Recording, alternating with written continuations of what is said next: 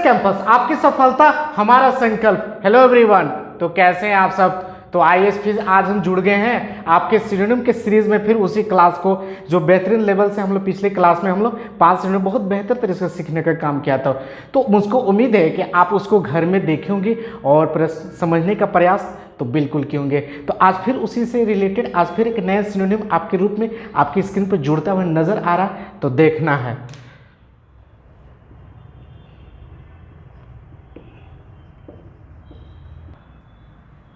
तो चलिए, अब आपकी स्क्रीन पर जुड़ गया आपके सिनोनिम के रूप में पहला चीज, तो पढ़ने का प्रयास करते हैं। तो क्या कहता है, सिलेक्ट द सिनोनिम ऑफ रीअसर्ट। पढ़ने का प्रयास हमने किया, तो क्या पढ़ा रहा है, रीअसर्ट। अब आपको पूछ दिया जाए कि रिसर्ट का हिंदी क्या होता है। अगर रीअसर्ट का हिंदी हम निकालने का कोशिश करें तो इसका मीनिंग होता है किसी बात को जोर देना, ठीक है, जोर देना या मनाना। अब आपको समझ में आ रहा होगा कि मैंने इसका हिंदी लिखने का काम किया, रीअसर्ट, किसी बात को जोर देना या मनाना।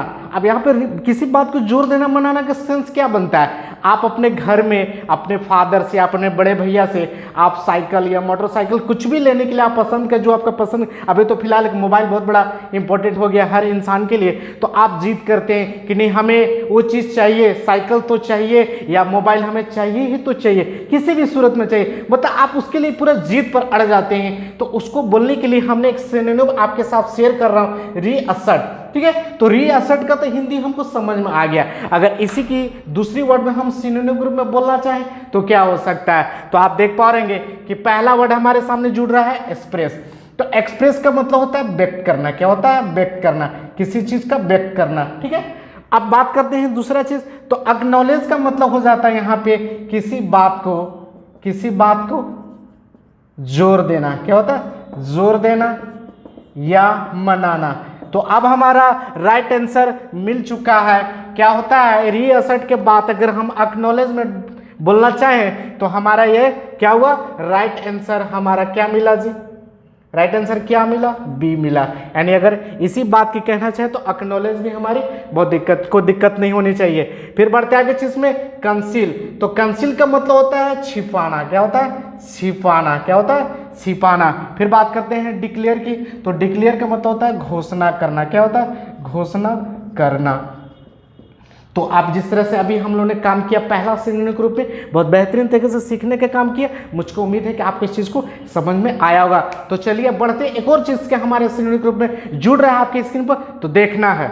तो चलिए एक चीज समझ लेने के बाद दूसरा हमारा सिनोनिम रूप में आपके लिए जुड़ गया, बहुत बेहतरीन चीज है। क्या पढ़ने का हम लोग प्रयास करते हैं, ऑब्सेशन। ऑब्सेशन कह देने से समझ में आता है किसी चीज से आपका अति प्रेम लगाव। क्या होता है, अति प्रेम लगाव। अति मतलब कहने का मतलब है कि इसकी हिंदी हम लिखना चाहें तो अति प्रेम लगाव, ठीक है, अति प्रेम। आप किसी इंसान के आपके साथ लगाव होती है, आप मान लेते हैं कि लगाव का मतलब कि आपका कोई एक हीरो हो जिसको आप बहुत ज़्यादा आप उसका फैन है। विजाट बात कर ले तो हमारे बॉलीवुड में सबसे बड़ा विजाट के नाम से अमिताभ बच्चन से जाने जाते हैं, तो उनके प्रति आपका अति प्रेम लगाव, तो आप वहाँ पे ऑब्सेशन बोल सकते हैं। जब इसकी बात हम दूसरे सिनोनिम ग्रुप में बोलना चाहें तो क्या हो सकता है, तो पहला वर्ड हमारा जुड़ गया है प्री ऑक्यूपेशन। क्या होता है, प्री ऑक्यूपेशन का मतलब हमारा यहाँ पे हो जाता है, इसका हिंदी हम निकला चाहे तो अति प्रेम लगाओ। यानी हमारा राइट आंसर मिल चुका है। यानी ऑब्सेशन का अगर दूसरे सिनोनिम में बोलना चाहे तो क्या बोल सकते हैं, प्री ऑक्यूपेशन।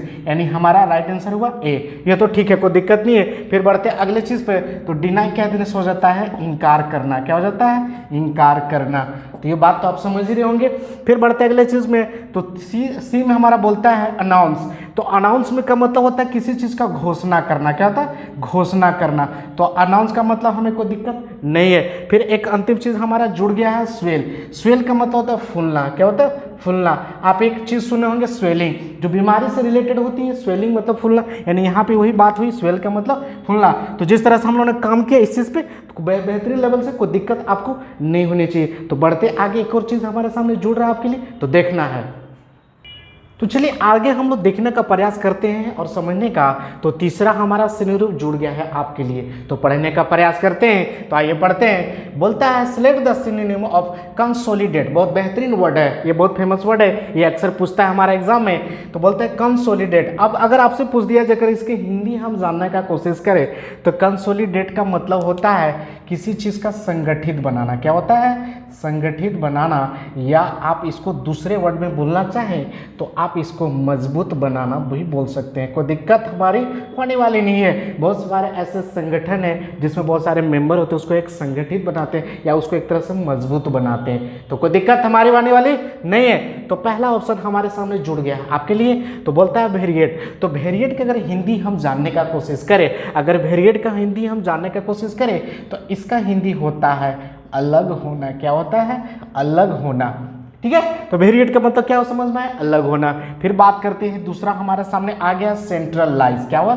सेंट्रलाइज। सेंट्रलाइज कह देने से समझ में आता है यही वही बात हुई, या तो संगठित बनाना या आप मजबूत बनाना। जब सेंट्रलाइज के मतलब हमको क्या समझ में आया कि संगठित बनाना या मजबूत बना, यानी इसकी बात हमारा सेंट्रलाइज में मिल चुका है। यानी हमारा दूसरा सिनोनिम, इसका सिनोनिम के दूसरा सिनोनिम हमारा मिल चुका है। यानी हमारा राइट आंसर क्या हुआ? राइट आंसर हमारा बी ऑप्शन हुआ। क्या हुआ? बी ऑप्शन हमारा राइट आंसर हो गया। तो कोई दिक्कत नहीं है। तो बढ़ते अगली चीज हमारे सामने दो और चीज बच गया, इसकी भी हिंदी हम जान लेते हैं। तो देखना है एक चीज। तो चलिए दो चीज और हमारे लिए ऑप्शन बच गया है। तो बोलता है सेंटर। तो सेंटर का मतलब होता है केंद्र। क्या होता है? सेंटर का मतलब होता है हमारा केंद्र। किसी बिंदु के बाद उस गोलाकार में बोलते हैं सेंटर लिया जाता है, तो उसको सेंटर आप बोल सकते हैं। फिर बात करते हैं डिफरेंस। तो डिफरेंस किसी चीज़ का अंतर दिखाने के लिए हम लोग डिफरेंस वर्ड का यूज करते हैं। यानी इसको हम हिंदी लिखने का प्रयास करें तो हमारा अंतर कह देना ज़्यादा बेटर होगा। तो कोई दिक्कत अभी तक हमारी होने वाली नहीं है। अब इस चीज़ को समझ लेने के बाद फिर एक चीज़ हमारे सामने सिनोनिम में आपके सामने जुड़ रहा है, तो देखना है।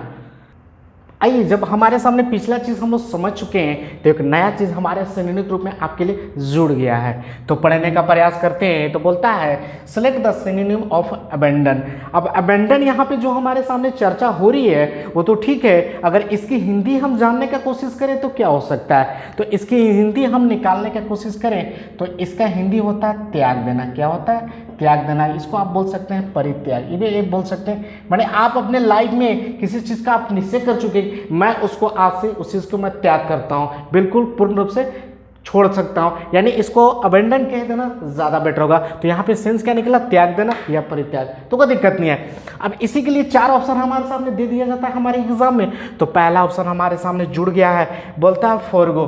तो फॉरगो भी कह देने से समझ में आता है त्याग देना। क्या होता है? त्याग देना, या इसको भी आप परित्याग बोल सकते हैं। ठीक है, तो कोई दिक्कत हमारी नहीं है। यानी अबेंडन की चर्चा अगर हमारी फॉरगो में मिल गई, यानी हमारा राइट आंसर मिल चुका है। राइट आंसर हमारा मिल चुका है। राइट आंसर हमारा क्या हुआ जी?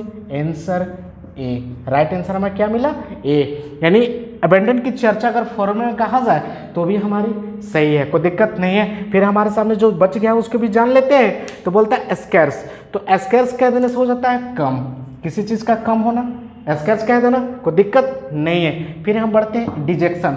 तो डिजेक्शन मतलब होता है हताश होना। क्या होता है? हताश होना। ये थोड़ा सा बहुत इंपॉर्टेंट है, थोड़ा सा इंटरेस्टिंग है। हताश होना से क्या समझ में आते हैं? मतलब कोई एग्ज़ाम कोई बंदा या कोई स्टूडेंट हमारे सामने देते हैं और आप उससे उम्मीद की होते हैं कि ये बंदा बहुत अच्छे पढ़ने वाला है और वो उम्मीद है कि फाइनली फर्स्ट डिवीज़न तो लाएगा ही लाएगा, लेकिन परसेंटेज बहुत ही अच्छा लाएगा। लेकिन जब वो बंदा का रिजल्ट आता है तो क्या हो जाता है? या तो थर्ड डिवीज़न हो जाता है या फेल हो जाता है। तो आप उसकी रिजल्ट सुन के हताश हो जाते हैं, बिल्कुल आपके अपोजिट हो जाता है। यानी उस कंडीशन में डिजेक्शन कह देना ज़्यादा बेटर होगा। तो कोई दिक्कत हमारी होने वाली अभी तक नहीं है। डिजेक्शन का सेंस क्या निकला? हमारा हताश होना। फिर हमारे सामने बोलता है रॉन्ग। तो रॉन्ग का तो मतलब जनरली जानते हैं गलत होता है। कोई चीज़ आपके सामने, वो सामने वाला गलत ही हो गया। यानी किसी चीज़ को आप बोलते हैं कि ये चीज़ हमारा गलत है, ठीक है, तो उसको एरर के रूप में हम लोग रॉन्ग बोल देते हैं, यानी गलत। कोई दिक्कत नहीं है। यानी इसका अबेंडन के हमारा राइट आंसर क्या मिला? फॉरगो। राइट आंसर हमारा ए हुआ। तो आप इस चीज़ को समझेंगे बहुत अच्छे से। तो आप बच गए एक अंतिम दार आपके लिए। तो आइए उसको भी समझ लिया जाए। तो देखना है। अब आपके लिए अंतिम दायरा हमारे सिनोनिम में जुड़ गया, बहुत बेहतर वर्ड है, इसको आइए पहले समझ लिया जाए, फिर हम लोग बढ़ेंगे आगे। तो पढ़ने का प्रयास करते हैं। तो बोलता है select the synonym of restive. तो रेस्टिव कह देने से क्या समझ में आता है, बहुत इंपॉर्टेंट वर्ड है, रेस्टिव कह देने से क्या समझ में आता है। तो रेस्टिव का अगर हिंदी हम जानने का कोशिश करें, अगर हिंदी हम जानने का कोशिश करें तो आप जान लीजिए अशांत, ठीक है, अशांत, अशांत रहना इसको बोल सकते हैं, क्या बोलते हैं, अशांत रहना, या इसको बोल सकते हैं अशांत होना।